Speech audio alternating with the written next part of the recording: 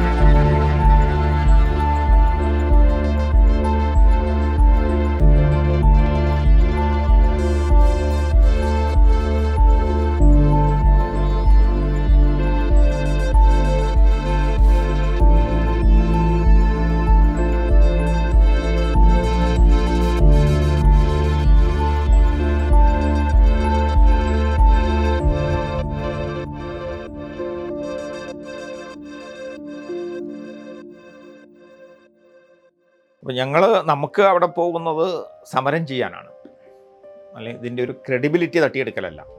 നമുക്ക് അങ്ങനെ ഒരു ഉദ്ദേശം അപ്പോഴും ഇല്ല എപ്പോഴും ഇല്ല. അല്ലെങ്കിൽ ഇത് വെച്ചിട്ട് നമുക്ക് പൈസ ഉണ്ടാക്കുക എന്നുള്ള ഇതില്ല, അല്ലെങ്കിൽ പഞ്ചായത്ത് പ്രസിഡൻ്റ് ആവാമെന്നില്ല, അല്ലെങ്കിൽ ആർക്കെങ്കിലും രാഷ്ട്രീയ പ്രസ്ഥാനങ്ങൾക്കോ വ്യക്തികൾക്കോ എതിരാവാനോ, അല്ലെങ്കിൽ കോളേജിൽ നിന്ന് എന്തെങ്കിലും ബെനിഫിറ്റ് അങ്ങനെ ഓരോ ഇതില്ല. നമുക്ക് മുമ്പിൽ നിലനിൽക്കുന്നത് ഒരു കോള ഭീമനാണ്, ബഹുരാഷ്ട്ര കുത്തകയാണ്. അങ്ങനെ ഒരു 10-15 ചെറുപ്പക്കാർ 2 വണ്ടിയിൽ അങ്ങോട്ട് പുറപ്പെടുകയാണ്. എല്ലാ കോള ബോർഡുകളും ഒറ്റ രാത്രി കൊണ്ട്, അപ്പോൾ എത്ര എഫർട്ട് എടുത്തിട്ടുണ്ടാവും നിങ്ങൾക്ക് മനസ്സിലായില്ലേ. എല്ലാ കോള ബോർഡുകളും ആക്സ് വയ്ക്കുക, വരയുക, വലിക്കുക, കളയുക. ഫ്രെയിം മാത്രമേ ഉണ്ടാവുള്ളൂ. രാവിലെ നേരം വെളുക്കുമ്പോൾ ഒരൊറ്റ കോള ബോർഡില്ല. ഇവിടുത്തെ പത്രപ്രവർത്തകർക്ക് എന്താ മുന്തിയിനം വാച്ച്, പിന്നെ കാറ്, ഇതുൾപ്പെടെയാണ് അവർക്ക് പിന്നെ കൊടുക്കും. ഇവരുടെയൊക്കെ ഇവരുടെയൊക്കെ വീടുകളിൽ കല്യാണങ്ങളുണ്ടെങ്കിൽ കൊക്കോകോള ഫ്രീ ആയിട്ട് ഇറക്കി കൊടുക്കും. അത് ഇവിടുത്തെ അന്ന് പോലീസുകാരെയൊക്കെ ഞങ്ങൾ പരസ്യമായിട്ട് കളിയാക്കുക. അവരുടെ വീട്ടിലെ പോലീസുകാരുടെ വീട്ടിലെ കല്യാണം ഉണ്ടെങ്കിൽ വിളിച്ചു പറഞ്ഞാൽ മതിയില്ല, കോളയുണ്ട് എല്ലാവരും കുടിച്ചോട്ടെ എന്ന് പറഞ്ഞിട്ടാണ്. അത് കോളയുടെ മയമാണ്. അത് ചത്ത വീട്ടിലായാലും കല്യാണ വീട്ടിലായാലും പിറന്നാളായാലും പിന്നെ ഓഫീസുകളിലെ മറ്റേ എന്തെങ്കിലും യാത്രയയപ്പുണ്ടെങ്കിലും ഒക്കെ കോളയാണ്. ഈ വീരേന്ദ്രകുമാർ ഇലക്ഷൻ ആ സമയത്ത് വരുന്നുണ്ട്. ഇലക്ഷൻ വന്നപ്പോൾ വീരേന്ദ്രകുമാർ കോഴിക്കോട് മത്സരിക്കുകയാണ്. ഇവിടുന്ന് മൈലമിനെയും കുറച്ച് ആദിവാസികളെയും കൊണ്ടുപോയിട്ടാണ് വീരേന്ദ്രകുമാർ നോമിനേഷൻ കൊടുക്കാൻ പോകുന്നത്.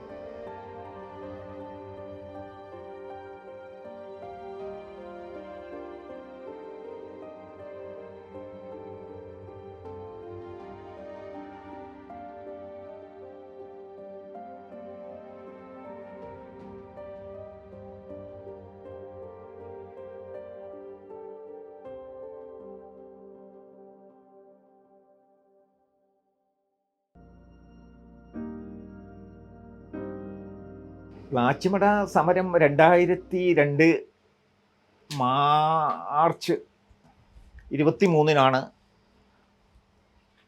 ഈ പ്ലാച്ചിമടയിലെ ഒരു കോർപ്പറേറ്റ് ഭീമൻ കൊക്കക്കോളയ്ക്ക് എതിരായിട്ടുള്ള ആദ്യത്തെ ഒരു ഒരു ഒരു സമരം നടക്കുന്നത്. ആദ്യത്തെ ഒരു ധർണ. അതിന് മുമ്പിൽ ഇതെങ്ങനെയാണ്, കോർപ്പറേറ്റ് ഭീമനാണ്, കൊക്കക്കോളയാണ്, ബഹുരാഷ്ട്ര കുത്തകയാണ് എന്ന് പറഞ്ഞ് നടക്കുന്നത്. അതുവരെ വാസ്തവത്തിൽ ഈ പ്ലാച്ചിമടയിൽ ഇങ്ങനെ ഒരു കമ്പനി ഉണ്ട്, അത് എന്ത് കമ്പനിയാണ്, ഏത് കമ്പനിയാണ്, അങ്ങനെയൊന്നും ആർക്കും വലിയ ധാരണയില്ല. അത് ശിവദാസ മേനോൻ പോലും അന്ന് മന്ത്രിയായിരുന്ന അദ്ദേഹം പറഞ്ഞിട്ട്, ഞാൻ മിക്കവാറും പൊള്ളാച്ചിക്ക് പോകുമ്പോൾ ആ വഴിയാണ് പോവുക, അത് പാൽ കമ്പനിയാണോ അതോ കാലിത്തീറ്റ കമ്പനിയാണോ എന്ന് എനിക്കറിയില്ല എന്ന് പരസ്യമായി സ്റ്റേറ്റ്മെൻറ്റ് പറഞ്ഞ ഒരു മിനിസ്റ്ററും കൂടിയുള്ള നാടാണ് നമ്മുടെ. അപ്പോൾ പിന്നെ ഇവരെങ്ങനെയാണ് ആകാശമാർഗ്ഗെ അവിടെ വന്ന് സ്ഥാപിച്ചതാണെന്നൊക്കെ ചോദ്യം, അതൊക്കെ പിന്നത്തെ കാര്യം. അപ്പോൾ ഇങ്ങനെയുണ്ടായി. അങ്ങനെ അത് കഴിഞ്ഞ് 23 കഴിഞ്ഞിട്ടാണ് പിന്നെ മാർച്ച് കഴിഞ്ഞ് ഏപ്രിലോ മറ്റെയാണ് പിന്നെ 22-ന് മാർച്ച് 23-നാണ് ഭഗത് സിംഗ് രക്തസാക്ഷി ദിനം. അന്ന് ചില ML സംഘടനകൾ നടത്തിയിട്ടുള്ളൊരു ധർണയാണ് ഞാനീ പറഞ്ഞത്. അതിനുശേഷമാണ് ഏപ്രിൽ 22-ന് സമരം സ്റ്റാർട്ട് ചെയ്യുന്നത്. അപ്പോൾ അങ്ങനെ സമരം സ്റ്റാർട്ട് ചെയ്തു.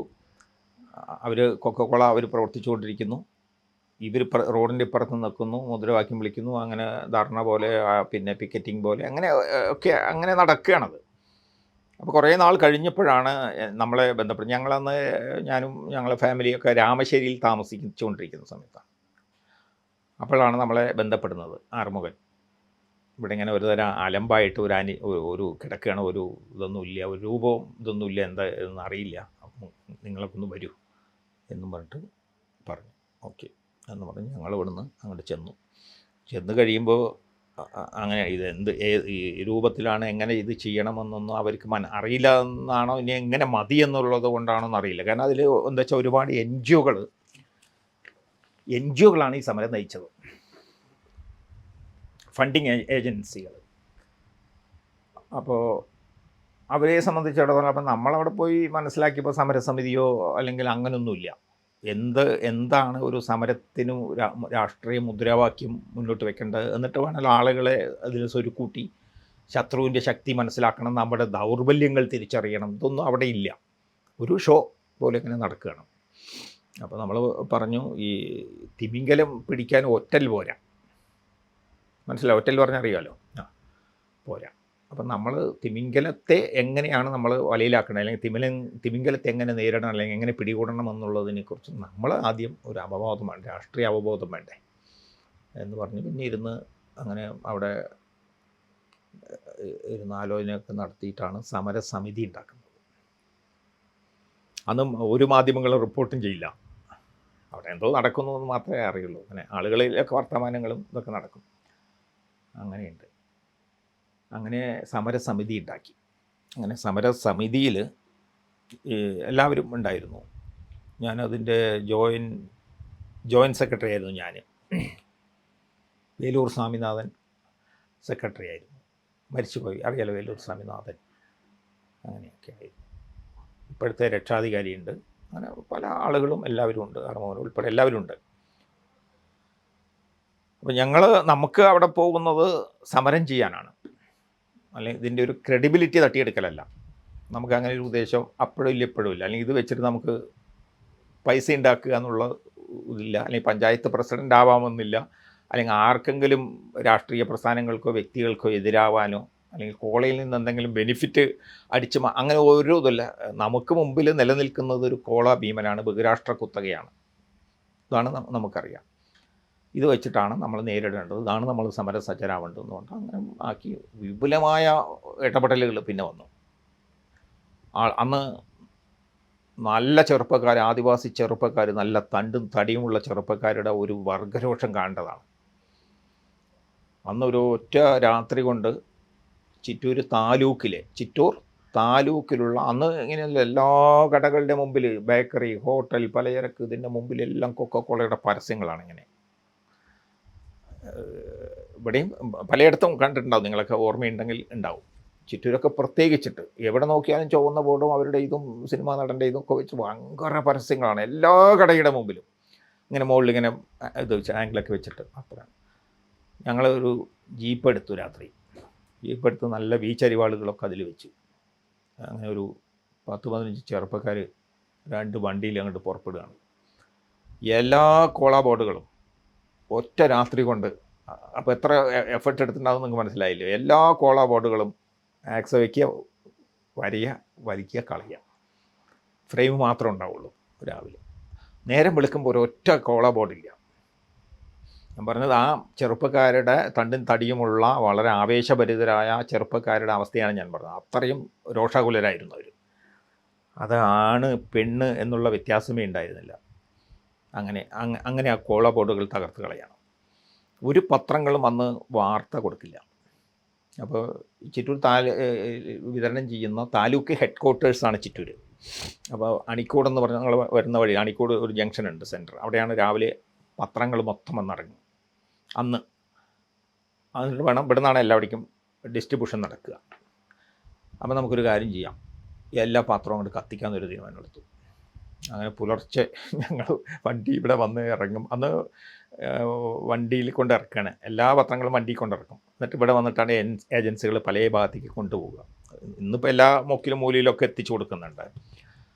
അങ്ങനെ കെട്ട് ഇറക്കി വെച്ച് പാടെ ഞങ്ങളതിലുണ്ട് പെട്രോൾ ഒഴിച്ചിട്ട് തീ കൊടുത്തു. എന്നിട്ട് മുദ്രാവാക്യം വിളിച്ചു. പുലർച്ചയ്ക്കാണ് ഈ സംഭവം. ഈ പത്രം കത്തിച്ചിട്ട് ഒരു പത്രം പോലും ഒരു വരി എഴുതിയില്ല. അങ്ങനെ ഒരു സംഭവമേ ഇല്ല.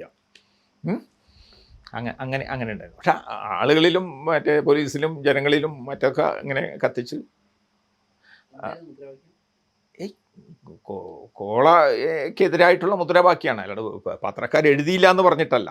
പത്രക്കാർ എഴുതാനാണ് നമ്മളിങ്ങനെ ചെയ്തത്. അതുപോലും എഴുതിയില്ല എന്നാണ് ഞാൻ പറഞ്ഞത്. അവരുടെ പത്രം കത്തിച്ചിട്ട് ആ പത്രത്തിന് പോലും ഒരു വാർത്ത എഴുതിയില്ല അവർ. എന്താ വെച്ചാൽ ഇതിൻ്റെ അർത്ഥം അവരെയൊക്കെ അവർ പണ്ടേ കയ്യിലെടുത്ത് കഴിഞ്ഞിരിക്കുന്നു.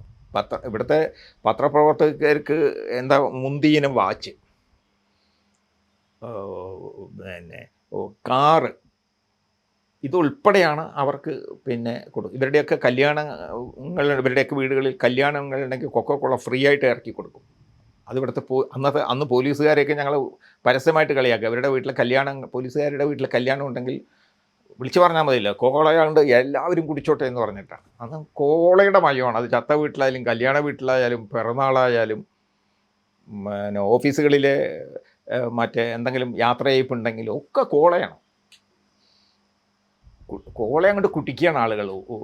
കുടിച്ചങ്ങനെ വളരെ ഉന്മത്തരായിട്ട് നിൽക്കുകയാണ്. എന്ന് വെച്ചാൽ ഞാൻ പറഞ്ഞു വന്നത്, അതുപോലെ രാഷ്ട്രീയ നേതാക്കന്മാരുടെ വീടുകളിൽ കല്യാണങ്ങളുണ്ടെങ്കിലും കോള കൊടുക്കുകയാണ്. കാരണം കോള കൊടുത്ത് പതപ്പിച്ച് ഇവരെ എടുക്കുക എന്നുള്ളതാണ്. അപ്പോൾ അങ്ങനെ ആണ് അതിൻ്റെ പ്രാഥമിക ഘട്ടം. അപ്പോൾ ഞങ്ങളന്ന് ഉണ്ടാക്കി ഈ സമരത്തിനെ നമ്മൾ പ്ലാച്ചിമടയിൽ നിന്ന് ഇങ്ങനെ വ്യാപിപ്പിച്ച് കൊണ്ടുവരണമല്ലോ. ഇങ്ങനെ അല്ലെങ്കിൽ അവിടെ നിന്ന് ഇങ്ങോട്ട് ചുരുക്കിയിട്ട് വരികയല്ല, ഇവിടെ നിന്ന് ഇങ്ങനെ വികസിപ്പിക്കണം. അപ്പോൾ നമ്മൾ ആദ്യം ജനങ്ങളിൽ ഇറങ്ങണം, കാമ്പയിൻ ചെയ്യണം എന്ന് പറഞ്ഞ് ഞങ്ങൾ ബാച്ചാക്കി. രാവിലെ എണീറ്റ് എല്ലാവരും തീരുമാനം എടുക്കും, ബാച്ചാക്കും, 2-3 ബാച്ചാക്കും, കാമ്പയിൻ ഇങ്ങോട്ട് ഇറങ്ങും. അപ്പോൾ ഓരോ വീടുകളിലേക്ക് പോകുമ്പോൾ 2-3 കാര്യങ്ങളാണ്. ഒന്ന്, നമുക്ക് അരിയും കറിയൊക്കെ വേണം, അത് സ്വീകരിക്കും. പിന്നെ സാമ്പത്തികമായിട്ട് അതും സ്വീകരിക്കും. പിന്നെ ചില വീട്ടിൽ പോയി ഞങ്ങൾ ആഭരണം ഉണ്ടെങ്കിൽ അത് മതി എന്ന് പറയും. ഒന്നുമില്ല ഇവിടെ നിന്ന് എന്ന് പറയും. ആഭരണമോ? സ്വാതന്ത്ര്യ സമരത്തിനൊക്കെ ഗാന്ധിജിക്ക് ആഭരണം കൊടുത്ത ചരിത്രമില്ലേ? നിങ്ങളിൽ ഒന്നുമില്ലെങ്കിൽ ആ ചെയിനിൽ 2-3 എണ്ണം ഉണ്ടല്ലോ ചേച്ചിയുടെ കഴുത്തിൽ, ഒരു കമ്മലെങ്കിലും ഊരിത്തരും എന്നൊക്കെ പറഞ്ഞ് ഞങ്ങളങ്ങനെ ഒരു സംവേദനത്തിന് വേണ്ടിയിട്ട് അങ്ങനെ വരെ സംസാരിക്കുകയും, ചിലർ അരി തരും, ചിലർ നാളികേരം തരും. ചില വീടുകളിൽ നിന്ന് പച്ചത്തെറി പറഞ്ഞിട്ട്, അത് ജനതാദളിൻ്റെ ആളുകളായിരുന്നു, പച്ചത്തെറി പറഞ്ഞിട്ട് ഞങ്ങളെ ആട്ടിയിറക്കി വിട്ടിട്ടുണ്ട്. ഞങ്ങളെല്ലാം ഈ പോകുന്ന വിഭാഗത്തിൻ്റെ മൊത്തം ആട്ടിയിറക്കി വിടും. ഒന്ന്, അന്നത്തെ ഒരു ചുറ്റുപാട് ഇന്നത്തെ പോലെയല്ല. 2002 അതിന് മുൻപും ജനതാദളിന് എതിരായിട്ട് അല്ലെങ്കിൽ CPM-ന് എതിരായിട്ട് ഒരു മനുഷ്യന് ഒരു അക്ഷരം മിണ്ടാൻ പാടില്ല. അന്ന് അയാളുടെ പുര കത്തിക്കും, അല്ലെങ്കിൽ അടിക്കും. അങ്ങനെ ഒരു കിടിലം കൊള്ളുന്ന ഒരു മാനസികാവസ്ഥയുള്ള ഒരു ഏരിയയാണ് ഈ പെരുമാട്ടി പഞ്ചായത്ത് എന്നാണ്. അപ്പം ഞങ്ങൾ നക്സലൈറ്റ് ആയതുകൊണ്ട് അവർക്ക് ഞങ്ങളെ അങ്ങനെ ഒന്നും അങ്ങോട്ട് പറയാൻ പറ്റുന്നുമില്ല. എന്നാൽ തെറിയൊക്കെ പറയും. അവർ മൈക്കിലൂടെയൊക്കെ അവരുടെ യോഗം വെച്ചിട്ട് വളരെ അണ്ടർവെയർ പോലും ഇല്ലാത്ത ആളുകൾ എങ്ങനെയാണ് ഇവിടെ വന്ന് സമരം ചെയ്യാൻ നിൽക്കുക, അവരെ കൊണ്ട് എന്താവും ഏതൊക്കെ നമ്മൾ, അതായത് ഞങ്ങളെ ഹറാസ് ചെയ്ത് മോശപ്പെടുത്തി ഇതാക്കാൻ വേണ്ടിയിട്ട് അങ്ങനെയൊക്കെ ഉണ്ട്.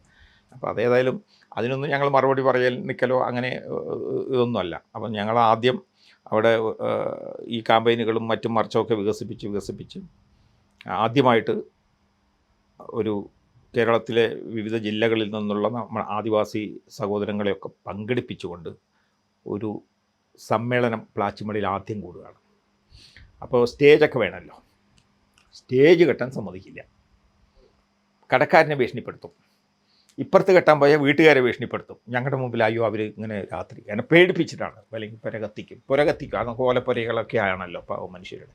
ജനതകളിൽ വളരെ ഓപ്പണായിട്ട് തന്നെയാണ്.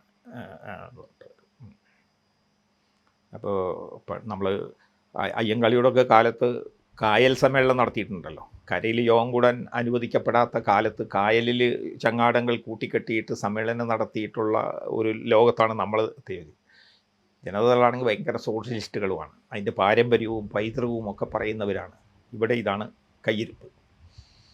അങ്ങനെ ആ കടക്കനോട് പറഞ്ഞു, നിങ്ങൾ എതിർത്താലും നിങ്ങൾ അനുകൂലിച്ചാലും നിങ്ങളോട് നമുക്ക് യാതൊരു എതിർപ്പില്ല. ഞങ്ങളിവിടെ സ്റ്റേജ്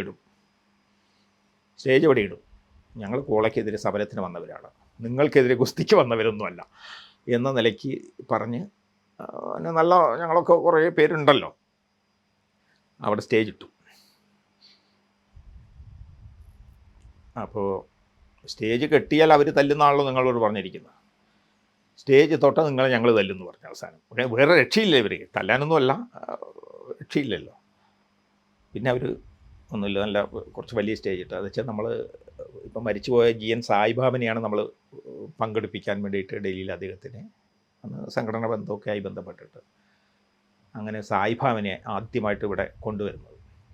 അങ്ങനെ സായിബാബ വന്ന് മറ്റെല്ലാ ആളുകളെയൊക്കെ ക്ഷണിച്ച് ഒരു വലിയ റാലി വണ്ടിത്താവളത്തു നിന്ന് എല്ലാ കേരളത്തിൽ നിന്ന്, വയനാട്ടിൽ നിന്നും, പിന്നെ ആട്ടപ്പാടിയിൽ നിന്നും, പറമ്പിക്കുളത്തു നിന്നും, അങ്ങനെ പല ഭാഗത്തു നിന്നും നമ്മുടെ സംഘടനാ ബന്ധങ്ങൾ അന്നത്തെ ഉപയോഗിച്ചിട്ടാണ് ഈ ആദിവാസികളെയൊക്കെ പങ്കെടുക്കുന്നത്, ആണും പെണ്ണും ഒക്കെ ആണ്. പിന്നെ പ്ലാച്ചിമടയിലെയും പൊതുപ്രവർത്തകരും ഒക്കെ അണിനിരന്നിട്ട് വണ്ടിത്താവളം പള്ളിമൊക്കിൽ നിന്ന് പ്ലാച്ചിമട വരെ ഒരു മാർച്ച് നടത്തി. എല്ലാവരും ചുവന്ന റിബണൊക്കെ കെട്ടി അത് വലിയ ശ്രദ്ധേയമാക്കി ഒരു മാർച്ച് നടത്തി. സായിബാബ പരിപാടി ഉദ്ഘാടനം ചെയ്തു, വലിയ ഇതോടുകൂടിയാക്കി. അത് കഴിഞ്ഞ് സായിബാബ ഡൽഹിയിൽ പോയി, അവിടുത്തെ ഇംഗ്ലീഷ് പത്രങ്ങളിലൊക്കെ അത് വാർത്തയായി. അങ്ങനെയാണ് ആദ്യത്തെ ഈ സംഭവം വാർത്തയാവുന്നത്, ഈ സായിബാബയുടെ വരവോടുകൂടിയാണ്. പിന്നെ മെല്ലെ പിന്നെ അന്ന് കേരള കൗമുദിയൊക്കെ കുറച്ച്, അന്ന് ജഗദീഷ് ബാബു പറഞ്ഞിട്ട് അന്നത്തെ ബ്യൂറോ ചീഫാണ്, അറിയാവോ? ഇല്ല. കേരള കൗമുദിയൊക്കെ പിന്നെ തുടർന്ന് വാർത്ത എഴുതും. നല്ല മനോരമ, മാതൃഭൂമി അങ്ങനെയുള്ളതൊന്നും കൊടുക്കൂല. അങ്ങനെ വാർത്തയാണ്. അങ്ങനെ എഴുതി ഈ പത്രങ്ങളൊക്കെ വാർത്ത ബഹിഷ്കരിച്ചു കൊണ്ടുവരുന്നു. പിന്നെ ജനതാദൾ ശക്തമായ എതിർപ്പ്. CPM നിലപാടെന്ന് പറഞ്ഞാൽ അന്ന് MP കൃഷ്ണദാസ്, NN കൃഷ്ണദാസ് എന്ന് പറയും, CPM MP ആയിരുന്നു. അദ്ദേഹം വന്നിട്ട് DYFIയുടെ ഒക്കെ നേതാവായിരുന്നു. വെള്ളം കൊള്ള ചെയ്യാന്നല്ല, വെള്ളം എടുത്തോട്ടെ കുഴപ്പമില്ല, പക്ഷെ ഒരു ചുങ്കം സർക്കാരിന് കെട്ടണം. ഇതാണ് അവർ പറഞ്ഞ അവിടെ പരിപാടി വെച്ചിട്ട് പറഞ്ഞത്. ശരി. ശാസ്ത്ര സാഹിത്യ പരിഷത്തിൻ്റെ RVG മേനോൻ പറഞ്ഞത് പണിയില്ലാത്തവരുടെ പണിയാണ് അവിടെ സമരം ചെയ്യുന്നതെന്നാണ്. നിങ്ങൾ വിശ്വസിക്കാൻ പറ്റുമോ? RVG മേനോനാണിത് പറയുന്നത്. അങ്ങനെ ഞാൻ പറഞ്ഞു വന്നത്, ഇപ്പോൾ ആശാ വർക്കർമാർ സമരം ചെയ്യുമ്പോൾ സംസ്ഥാന സെക്രട്ടറിയും CITUവിൻ്റെ അഖിലേന്ത്യാ നേതാവ് അടക്കം അതിനെ എത്ര കണ്ട് മ്ലേച്ഛമായി പറയാൻ പറ്റുമോ അത്രയും മ്ലേച്ഛമായി പറയുന്ന പോലെ തന്നെയാണ് കൊക്കോകോള സമരത്തിൽ ഈ പിന്നെ ഈ മറ്റേ മഹാന്മാരൊക്കെ ഇങ്ങനെ സംസാരിക്കുന്നത്. നടത്തിപ്പോട്ടെ. അത് കഴിഞ്ഞ് അങ്ങനെ നടത്തി. പിന്നെ അവിടെ ഓരോ തരം സമരങ്ങൾ ഇങ്ങനെ നടക്കുമ്പോഴാണ് സമരസമിതിക്കകത്ത് ഇത് ഇവരുടെ പിടിയിൽ നിന്ന് ക്ലച്ചിന്ന് കാലെടുത്തു എന്ന് മനസ്സിലായതോടുകൂടി പിന്നെ സമരസമിതിക്കകത്ത് ഉൾപ്പിരിവും അന്തഛിദ്രങ്ങളും ഉണ്ടാക്കാൻ തുടങ്ങി. അതിലേറ്റവും നല്ല ആളാണ് നമ്മുടെ ഇപ്പോഴത്തെ രക്ഷാധികാരി എന്ന്, പിന്നെ അഭിനവ രക്ഷാധികാരിയായിട്ട് നിൽക്കുന്ന ആൾ. ഇദ്ദേഹം ഡബിൾ ഏജൻ്റാണ്. ഒന്ന് കൊക്കോകോളയുടെയും 2 ഫണ്ടിങ് ഏജൻസികളുടെയും ഏജൻസിയായിട്ടാണ് ഇയാൾ ഈ സമരസമിതിക്കകത്ത് പ്രവർത്തിക്കുന്നത്. അപ്പോൾ നമ്മളൊരു കാര്യം സമരസമിതിയിലെടുത്ത് ഒരു തീരുമാനം എടുക്കുമ്പോൾ ആ തീരുമാനത്തെ ഇപ്പം നിങ്ങൾ മുന്നോട്ട് നയിക്കുന്നു, സമരസമിതിയെ മുന്നോട്ട് നയിക്കുകയും തീരുമാനങ്ങൾ പോസിറ്റീവായി എടുക്കുകയും ചെയ്യുമ്പോൾ ഞാനതിനെ റിവേഴ്സ് ഗിയറിലിട്ടിട്ട് ഞാനങ്ങോട്ട് തിരിക്കുകയാണെങ്കിൽ നിങ്ങൾക്ക് മനസ്സിലാവില്ലേ? അത് മനസ്സിലാവും. ഇത് ഇദ്ദേഹം റിവേഴ്സ് ഗിയറിൽ എപ്പോഴും അടിക്കും. എടുക്കുമ്പോൾ തീരുമാനം എല്ലാവരും എടുക്കും. ഇപ്പം ഞാനൊരു കാര്യം പറഞ്ഞാലും നിങ്ങളൊരു കാര്യം പറഞ്ഞാലും H2O എന്ന് പറയുന്നതിൽ H2 എന്നാരും പറയില്ലല്ലോ. അത് നമ്മളെല്ലാവരും അംഗീകരിക്കും ഇല്ലേ? പക്ഷേ ഇദ്ദേഹം അംഗീകരിക്കും. പക്ഷേ ഇദ്ദേഹം രാത്രി പോയിട്ട് അവരങ്ങനെയൊക്കെ പറയും. അവരാരാളുകൾ? അവർ ഭീകരരാണ്, പോലീസ് ഏത് സമയത്ത് അറസ്റ്റ് ചെയ്യുന്നവരാണ്, കേസെടുക്കുന്നവരാണ്, നിങ്ങളെയൊക്കെ കൊടുക്കും എന്നും പറഞ്ഞിട്ട് ഇവർ തെറ്റിദ്ധരിപ്പിക്കും. ഇത് സ്ഥിരം പണിയാണ്. ഇത് ഞങ്ങൾ മനസ്സിലാക്കി കഴിഞ്ഞപ്പോൾ ആളുകൾ വളരെ ആർജവവും കാരണം അവർ ഇതിൻ്റെ തിക്തഫലങ്ങൾ അനുഭവിക്കുന്നവരാണ്. തദ്ദേശീയ ജനത എന്ന് പറയുന്നത്, അവർക്ക് കുടിക്കാൻ വെള്ളമില്ല, ഭക്ഷണം പാകം ചെയ്യാൻ മാർഗമില്ല, കിണറുകൾ മുഴുവൻ നശിച്ചു, കുടിവെള്ളം വല്ലപ്പോഴും ടാങ്കർ ലോറിയിൽ വരുന്നത് മാത്രമാണ് ആശ്രയം. പിന്നെ വയലുകളിൽ ജോലിക്ക് പോയാൽ അവരുടെ കൈകാലുകളിൽ മൊത്തം വ്രണിക്കും. പിന്നെ അതിൻ്റെ മറ്റ് പാരിസ്ഥിതിക പ്രത്യാഘാതങ്ങൾ വേറെ. അപ്പോൾ ജനങ്ങളെ സംബന്ധിച്ചിടത്തോളം അവർ ഇത് അനുഭവസ്ഥരും പിന്നെ കെടുതികളിൽ ജീവിക്കുന്നവരുമായ ഇരകളാണ്. ഇവർക്ക് ഇതൊന്നും അല്ല പ്രശ്നം. അപ്പോൾ കൊക്കോകോളയുടെ വക്താവായിട്ടാണ് ഇവരിതിനകത്ത് നിൽക്കുന്നത്. ഇപ്പോൾ ഇടക്കാലത്ത് മാരിയപ്പൻ അത് വളരെ തുറന്നു പറയുകയും ഒരു പാത്രം മനോഹരമായിട്ട് എഴുതുകയും ചെയ്തു. ഞാനും പിന്നീട് ഫേസ്ബുക്കിലൊക്കെ ഞാൻ വളരെ ഇതായിട്ട് കുറിപ്പൊക്കെ എഴുതിയിരുന്നു. അപ്പോൾ ഇത് പറഞ്ഞു വരുന്നത്, അപ്പോൾ ഏതൊരു സമരത്തിൻ്റെയും മറവിൽ ഇത്തരത്തിലുള്ള പ്രതിലോമകാരികൾ പിന്നെ കോള തന്നെ കടത്തിവിടുന്ന അതിൻ്റെ അനുഭവം ഞാൻ പറഞ്ഞതാണ്. അതുപോലെ മൈലമ്മ, വേലൂർ സ്വാമിനാഥൻ അടക്കമുള്ള ആളുകൾ ഇവിടെ ഇതിലുണ്ടാവുകയും പിന്നീട് ഏറ്റവും അവസാനം അവരെ ഏറ്റവും നികൃഷ്ടരായിട്ട് വെറുക്കപ്പെട്ടവരാക്കിയിട്ട് ഇവർ മാറ്റുകയും ചെയ്യുകയാണ്. അവർക്കിങ്ങനെ അവർ പറയുക, അത് മറ്റേ വേലൂർ സ്വാമിനാഥനൊക്കെ കമ്മിറ്റിയിലേ പറയും, ശിവൻകുട്ടിയേട്ടൻ നിങ്ങളുടെ പിന്നെ സാമ്രാജ്യത്വവും പിന്നെ കൊളോണിയലിസവും ഒന്നും ഞങ്ങൾക്കറിയില്ല, ഞങ്ങൾക്ക് കൊക്കോകോള ഇവിടെ വേണ്ട, അത്രയേ അറിയുള്ളൂ, അതുതന്നെയാണ് നമ്മളും പറയുന്നത് സ്വാമിനാഥൻ എന്ന് ഞങ്ങളങ്ങോട്ട് പറയും. ഞാൻ പറഞ്ഞ അവരെ സംബന്ധിച്ചിടത്തോളം ഇത് നീക്കം ചെയ്യപ്പെടുക, ഇത് ഇല്ലായ്മയാക്കപ്പെടുക എന്നുള്ളതാണ്. നമ്മളെ ഇത്തരം ഭാഷാ പ്രയോഗങ്ങൾ നമ്മളിപ്പോൾ നോട്ടീസുകൾ അല്ലെങ്കിൽ യോഗങ്ങളിലൊക്കെ ഇത് അവതരിപ്പിക്കേണ്ടി വരുമല്ലോ. അപ്പോൾ തമാശപൂർവ്വം പറയുന്നതാണ്. പക്ഷെ ആ ഒരു ബോധം പോലും ഇവർ പ്രയോഗത്തിൽ ഈ രക്ഷാധികാരിയെ പോലുള്ള ആളുകൾ 2003 വേൾഡ് സോഷ്യൽ ഫോറം മുംബൈയിൽ നടക്കുന്നത്. ഈ സോഷ്യൽ ഫോറത്തോടു കൂടിയാണ് നമ്മൾ അറിയുന്നത് ഇവർ വിവിധ ഏജൻസികളാണ് ഇവിടെ വരുന്നത്. അത് CR നീലകണ്ഠൻ തൊട്ട് ബിജോയ് വരെയുള്ള ആളുകൾ. രണ്ടറ്റം പറയാൻ വേണ്ടിയിട്ട് പറയാണ്.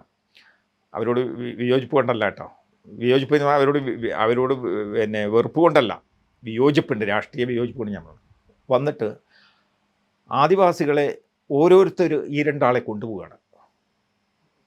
എന്താ ഇപ്പോൾ ഇവിടെ നടക്കുന്നത് നമുക്ക് തിരിയുന്നില്ല. അതായത് ഞങ്ങളാണ് ഈ സമരം നയിക്കുന്നത്, നടത്തുന്നത്. ആദിവാസികളെ കൊണ്ടുവന്നിട്ടുണ്ട് ഞാൻ. നിങ്ങൾ എന്നെ അറിയാതെ നിങ്ങളും അവിടെ പോയിട്ട് 2 ആദിവാസിനെയും കൊണ്ട് അവിടെ പോവുകയാണ്. ഞങ്ങളാണ് സമരം നയിക്കുന്നത്, ആദിവാസി വന്നിട്ടുണ്ട് പ്രതിനിധിയായിട്ടെന്ന്. അദ്ദേഹവും അവിടെ പോയിട്ട് 3 ആദിവാസിനെ കൊണ്ടുപോവുകയാണ്. ഇത് നമ്മൾ രണ്ടാളും അറിയുന്നില്ല. ഇതൊക്കെ കൂടെ അവിടെ എത്തുമ്പോഴാണ് എല്ലാം കൂടെ ഒരു കളത്തിലേക്ക് വരുന്നത്. മനസ്സിലായില്ലേ? എന്താ കാരണം? ഫണ്ടിങ് ആണ് ഇവരുടെ ഉദ്ദേശം. സമരം ജയിപ്പിക്കലോ അല്ലെങ്കിൽ പൊരുതലോ അല്ലെങ്കിൽ അങ്ങനെയൊന്നും അല്ല വിഷയം. ഇത് ഞങ്ങളാണ് നടത്തുന്നത്, ഞങ്ങൾക്ക് ഫണ്ട് തരിക. അങ്ങനെ ഇവർ നടത്തിക്കൊണ്ടിരിക്കുന്നത്. അങ്ങനെയാണ് ഈ world social forum, anti social forum പിന്നെ സംഘടിപ്പിക്കുന്നത് അവിടെ തന്നെ. വേൾഡ് സോഷ്യൽ ഫോറം നടക്കുന്നു, ആൻറ്റി സോഷ്യൽ ഫോറം അപ്പുറത്ത് നടന്നു. ഈ ഫണ്ടിങ് ഏജൻസികൾക്കെതിരായിട്ടുള്ള അല്ലെങ്കിൽ ഫണ്ടിങ് പിന്നെ എന്താ പറയുക താല്പര്യത്തിനെതിരായിട്ട് ആൻറ്റി സോഷ്യൽ ഫോറവും അവിടെ നടന്നു. അത് മറ്റൊരു ചരിത്രം, അവിടെ നിൽക്കട്ടെ. ഇങ്ങനെ വരെ കൊക്കോകോളയെ എത്രമാത്രം വ്യഭിചരിക്കാൻ കഴിയുമോ സമരത്തെ, അത്രയും വ്യഭിചരിക്കപ്പെട്ട ഒരു സമരമാണ് കൊക്കോകോള സമരം. അങ്ങനെ ഈ മൈലമ്മനെ മരിച്ചിട്ട് അവർ സോറിയാസിസ് പിടിപെട്ട് മരിക്കുകയാണ്. അവിടെ മൈലമ്മയുടെ വീട്ടിലാണ് എല്ലാവരും ഭക്ഷണം കഴിക്കുക. ഭക്ഷണം എന്ന് പറഞ്ഞാൽ കഞ്ഞി ഉണ്ടാക്കും അവർ, എന്നിട്ട് ഒരു പുളിഞ്ചാറുണ്ടാവും. പാലക്കാട്ടിലെ ഒരു പ്രത്യേകത പുളിഞ്ചാറ്, വേറെ കറിയൊന്നും ഉണ്ടാവില്ല. അത് ഈ വെള്ളത്തിലാണല്ലോ ചോറുണ്ടാക്കുക, കഞ്ഞി ഉണ്ടാക്കുക. അപ്പം ഇത് കഴിച്ചിട്ട്, ഇത് കഴിക്കാൻ തന്നെ പിടിക്കില്ല, കറിയൊന്നും ഇല്ലല്ലോ. ഇങ്ങനെ നമ്മളൊക്കെ ഇങ്ങനെ ഒരു വല്ലാത്തൊരു, ഞാനല്ല എല്ലാവരും ഞങ്ങളൊക്കെ തന്നെ ഒരവസ്ഥയിലായിരിക്കും. ഈ പുളിഞ്ചാറും കൂട്ടി ഇതും കഴിക്കുക. അത് എന്നിട്ട് വായ കഴുകാൻ വേണ്ടിയിട്ട് മറ്റേ വെള്ളമാണല്ലോ ഉപയോഗിക്കുക, ഒരു തരം ചപ്പവെള്ളം എന്നാ പറയുക, ചത്തവെള്ളം. ഇത് ഒഴിക്കുമ്പോൾ തന്നെ ഈ കഴിച്ചതൊക്കെ കൂടെ അങ്ങനത്തെ അവസ്ഥയാണ്. ഇത് കാലങ്ങളോളം അവിടെ ഇങ്ങനെ ഈ സമരം, ഞങ്ങളവിടെ നിന്ന് പുറത്ത് വരുന്നവരെ ഇത് നടക്കുന്നുണ്ട്. അങ്ങനെ ഇതായിട്ട് നടന്ന ഈ മൈലമ്മ മരിച്ചു കഴിഞ്ഞപ്പോൾ മൈലമ്മയുടെ മൃതശരീരം സമരപന്തലിൽ പ്രവേശിക്കാൻ അനുവദിക്കില്ല എന്ന് സമരസമിതിയുടെ രക്ഷാധികാരികൾ, ഇന്നിപ്പോൾ സമരത്തിൻ്റെ മൊത്തകുത്തക അവകാശപ്പെടുന്ന ഒരുത്തൻ പോലും മൈലമ്മനെ സമരപന്തലിലേക്ക് വെക്കണം, മൃതശരീരം വെക്കണം എന്ന് പറയാൻ കൂട്ടു നിൽക്കാത്തവരാണ്. വീരേന്ദ്രകുമാർ ആവട്ടെ, കൃഷ്ണൻകുട്ടി ആവട്ടെ, നീലകണ്ഠൻ നമ്പൂതിരി ആവട്ടെ, ബിജോയ് ആവട്ടെ, എല്ലാ പന്നികളും, ഞാൻ ആ ഭാഷ പ്രയോഗിക്കുകയാണ്, ഞാൻ അത്രയും തെറിയൊക്കെ പറയുന്ന ആളാവട്ടെ യോഗത്തിൽ, ഒരാൾ പോലും മൈലമ്മയുടെ മൃതശരീരം അവിടെ വെക്കണം എന്ന് പറഞ്ഞില്ല. എന്നിട്ട് വയ്ക്കാൻ പാടില്ല എന്ന് പറഞ്ഞ് സമരപന്തലിൽ കയറ്റാതെ ആ പെരുവഴിയിൽ മൈലമ്മയുടെ മൃതശരീരം വെച്ചിട്ട് പിന്നെ ശ്മശാനത്തിലേക്ക് കൊണ്ടുപോകുന്ന ഒരവസ്ഥ ഉണ്ടാവുകയാണ്. അതായത് മൈലമ്മ സമരനായികയായിട്ട് വരികയാണ്, സമരനായകൻ ഇയാളും. ഈ സാധാരണ ഒരു സിനിമയിൽ നായികയും നായകനും പോലെ അത് അതിൻ്റെ സിനിമ എടുക്കുന്ന ആളാണ് തീരുമാനിക്കുക. ഇവിടെ ഞാനും നിങ്ങളും തുല്യമാണ് ഇല്ലേ? നിങ്ങൾ 2 ജോലിക്ക് വന്ന ആളാണ്, നിങ്ങൾ ഇതിൻ്റെ ആളാണ്, അങ്ങനെ ഞാൻ എന്നേക്കാൾ ചെറിയ ആളാണ്, നിങ്ങളെക്കാൾ വലിയ ആളാണെന്ന് പറഞ്ഞിട്ട് വാദമല്ല. ഇവിടെ തുല്യമാണ്. അപ്പോൾ ഒരു സമരവും സമരസമിതി എന്ന് പറഞ്ഞ നായകനും നായികയൊന്നും ആവേണ്ട ആവശ്യം നമുക്കില്ല. നിങ്ങൾക്ക് 50%, ഞാൻ 100%, 75%, ഒരാൾ 10%, ഒരാൾ 5% ഒക്കെ കൂടെ ചേരുന്നതാണ് 100% എന്ന് പറയുന്നത്. അങ്ങനെ വേർതിരിച്ച് അങ്ങനെ നായിക, അതായത് തെറ്റിക്കണം. മാധ്യമങ്ങൾ വിചാരിച്ചാൽ എന്നെ പ്രകീർത്തിച്ചു, എന്നെ വലിയ പിന്നെ പരിഗണനാപരമായിട്ട് അംഗീകരിച്ചു പറഞ്ഞ് ലേഖനം എഴുതി തീർന്നു തീരുമാനം. വലിയ ഇത് ഒക്കെ സാധാരണ മനുഷ്യരാണ്, ചെറിയ ശുദ്ധരായ മനുഷ്യരാണ്, ചെറിയ ബുദ്ധിയാണ്, ഇങ്ങനെയൊക്കെയാണ് അവിടെ നടന്നത്. അങ്ങനെ മൈലമ്മനെ അവിടെ ഒരു തീരുമാനമാക്കി. അത് കഴിഞ്ഞ് വേലൂർ സ്വാമിനാഥൻ തെറ്റി. വേലൂർ സ്വാമിനാഥനും പെട്ടെന്ന് മരിച്ചുപോയ മനുഷ്യൻ ഹൃദയ സ്തംഭനം മൂലം.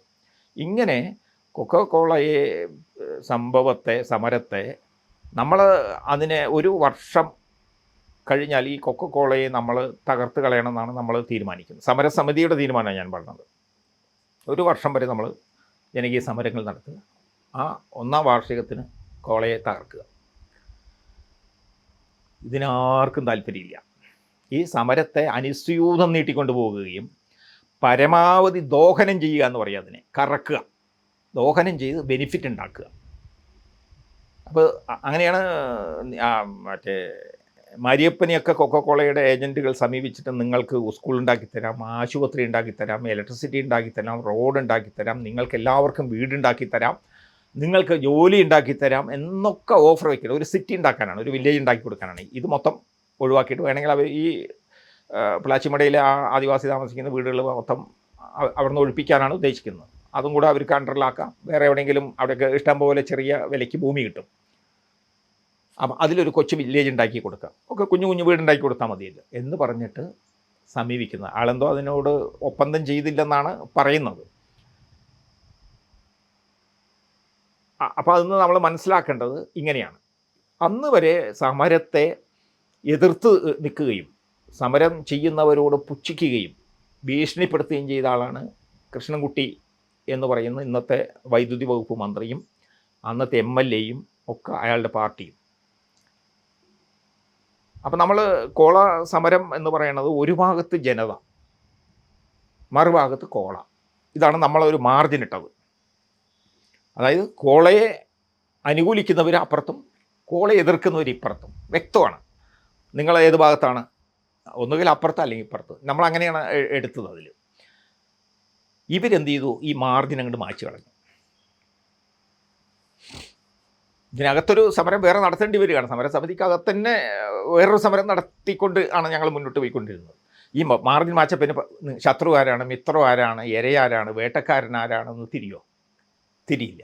അങ്ങനെ കൃഷ്ണൻകുട്ടിയെയും പരിവാരത്തെയും ഒരു സുപ്രഭാതത്തിൽ സമരപന്തലിലേക്ക് സ്വീകരണം.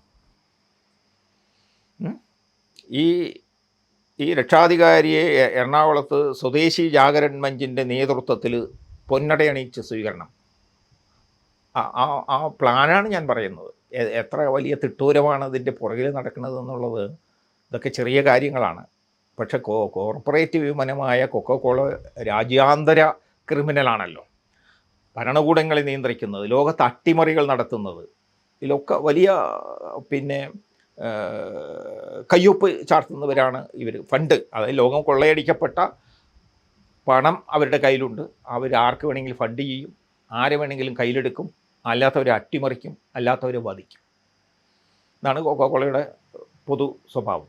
അതാണ് കോർപ്പറേറ്റ് വിമൻ എന്നൊക്കെ പറയുന്നത്. ഇങ്ങനെ ആണ് ഇത് കൊണ്ടുവരുന്നത്. അങ്ങനെ പിന്നീട് സമരവും സമരസമിതിയും ഒക്കെ ഒന്നിച്ചങ്ങോട്ട് ഒഴുകുകയാണ്. അതായത് ശുദ്ധജലവും അശുദ്ധജലവും കൂടെ മലിനജലമായി കൊണ്ട് ഒഴുകാൻ തുടങ്ങിയതോടുകൂടിയാണ് ഞങ്ങൾ അവിടുന്ന് പിൻവാങ്ങുന്നത്. ഒരു 2 വർഷമൊക്കെ ഞങ്ങൾ അവിടെ ഉണ്ട്.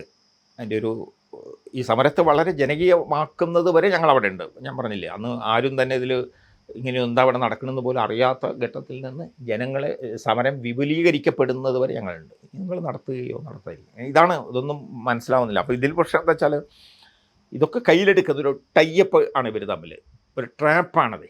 അത് മനസ്സിലാക്കാനുള്ള കഴിവോ അറിവോ ബോധമോ നമ്മളൊക്കെ ദൗർബല്യങ്ങളുണ്ടാവാം. പക്ഷേ ഈ ദൗർബല്യങ്ങളെ പരിഹരിക്കണ്ടേ? ആ പരിഹരിക്കപ്പെടുന്ന സമരം നമ്മൾ ചെയ്യുമ്പോൾ തന്നെ നമ്മൾ നമുക്കെതിരെയും സമരം ചെയ്യണം. നമ്മളെ തന്നെ നവീകരിക്കണം, നമ്മളെ തന്നെ ദൃഢമാക്കണം, ആർജവം ഉണ്ടാവണം. ഇതൊന്നും അതിലില്ല. രാവിലെ ഇതെന്തോ ഒരു കളിപ്പീര് പോലെ, നമ്മൾ സീരിയസ് ആയിട്ട് ഇത് പറയുമ്പോൾ ഒരു കളിപ്പീര് പോലെയാണ് അത്. എന്ന് വെച്ചാൽ എന്താ കാരണം എന്ന് വെച്ചാൽ ഈ കോളയാണ് ഈ സമരം സ്പോൺസർ ചെയ്തിരിക്കുന്നത്. കോളയാണ് ഈ സമരം നടത്താൻ ഇവർക്ക് ചെല്ലും ചെലവും കൊടുത്ത് നിയോഗിക്കപ്പെട്ടിരിക്കുന്നത്. ഇപ്പോഴും എത്ര പ്രാവശ്യം അവിടെ പിന്നെ അനിശ്ചിതകാല നിരാകാര സമരം, അനിശ്ചിതകാല മറ്റേ സമരം, കോളാഭൂമി എത്ര പ്രാവശ്യം പിടിച്ചെടുത്ത്.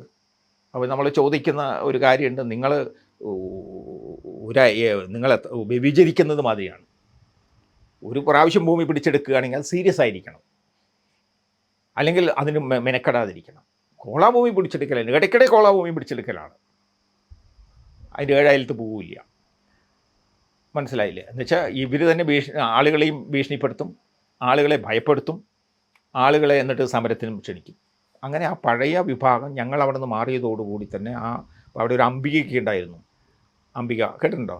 അംബികനെയൊക്കെ കാണേണ്ടതായിരുന്നു. അവരൊക്കെ വളരെ ഡൈനമിറ്റിക്കായിട്ടുള്ള ആളുകളായിരുന്നു അന്ന്. അവരൊക്കെ വിട്ടുപോയി. കാരണം ഇതിനകത്ത് നമ്മൾ മൂന്നാളെയും കൂടെ നമ്മൾ ഐക്യത്തെക്കുറിച്ച് ചർച്ച ചെയ്യുമ്പോൾ, ഐക്യത്തെക്കുറിച്ച് നമ്മൾ ആവശ്യപ്പെടുമ്പോൾ ഇതിൽ ഉൾപ്പിരിവ് അന്തഛിദ്രങ്ങൾ ഉണ്ടാക്കാനാണ് മറ്റവർ മെനക്കെടുന്നത്.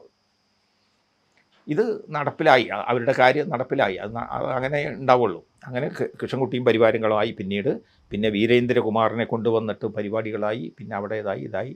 അവസാനം ഈ വീരേന്ദ്രകുമാർ ഇലക്ഷൻ ആ സമയത്ത് വരുന്നുണ്ട്. ഇലക്ഷൻ വന്നപ്പോൾ വീരേന്ദ്രകുമാർ കോഴിക്കോട് മത്സരിക്കുകയാണ്. ഇവിടുന്ന് മൈലമിനെയും കുറച്ച് ആദിവാസികളെയും കൊണ്ടുപോയിട്ടാണ് വീരേന്ദ്രകുമാർ നോമിനേഷൻ കൊടുക്കാൻ പോകുന്നത്. അപ്പോൾ ഈ ആദിവാസിയുടെ ശക്തിയും ആദിവാസികളുടേതായിട്ടുള്ള സാന്നിധ്യവും എത്രമാത്രം വലുതാണ്, അല്ലെങ്കിൽ എത്രമാത്രം മഹത്തരമാണെന്ന് മനസ്സിലാക്കാൻ വേണ്ടി ഞാനിത് പറയുകയാണ്. എന്നിട്ട് ഇവിടുന്ന് കൊണ്ടുപോയി എന്നിട്ട് നോമിനേഷൻ കൊടുത്തിട്ടൊക്കെ വന്നു. ചത്തിട്ട് ഒരൊറ്റാളും തിരിഞ്ഞു നോക്കിയില്ല മൈലമ്മയുടെ.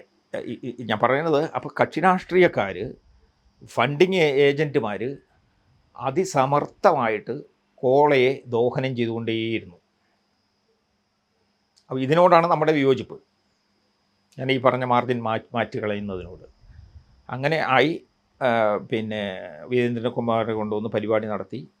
ഇവിടുത്തെ ആദിവാസികളെ കൊണ്ടുപോയിട്ട് പലരും കേരളത്തിൻ്റെ പല വേദികളിൽ, പല പരിപാടികളിൽ ഒക്കെ കൊണ്ടുപോയിട്ട് ഇവരുടെ സാന്നിധ്യം വലിയ സാന്നിധ്യമായിട്ട് അവതരിപ്പിക്കുകയായിരുന്നു. ഞാൻ അവരുടെ സാന്നിധ്യത്തെ അവതരിപ്പിക്കപ്പെടുന്നതിലോ അവർ മഹത്വമായി വരേണ്ടതിനെക്കുറിച്ചോ അല്ല ഞാൻ പറയണത്. അത് അങ്ങനെ തന്നെയാണ് അതിൻ്റെ പ്രാധാന്യം. ആദിവാസി എന്ന് പറഞ്ഞാൽ അതിൻ്റെ ഒരു പ്രാധാന്യമുണ്ട്. പക്ഷേ ഇവരതിനെ വളരെ ചെറിയ ഇവരുടെ ആവശ്യത്തിനും ഇവരുടെ ചൂഷണത്തിനും ഇവരുടേതായിട്ടുള്ള സാമ്പത്തിക നേട്ടത്തിനും ഇവരുടേതായിട്ടുള്ള ബെനിഫിറ്റിനും വേണ്ടി മാത്രം ആദിവാസികളെ ഉപയോഗപ്പെടുത്തിയിട്ട് ചണ്ടിയാക്കിയിട്ട് വലിച്ചെറിയുകയാണ് ഇവർ ചെയ്തതെന്ന് പറയാനാണ് ഞാൻ അത് പറഞ്ഞത്. അതാണ് ഈ പ്ലാച്ചിമട സമരത്തിൻ്റെ ഒരു മാനം.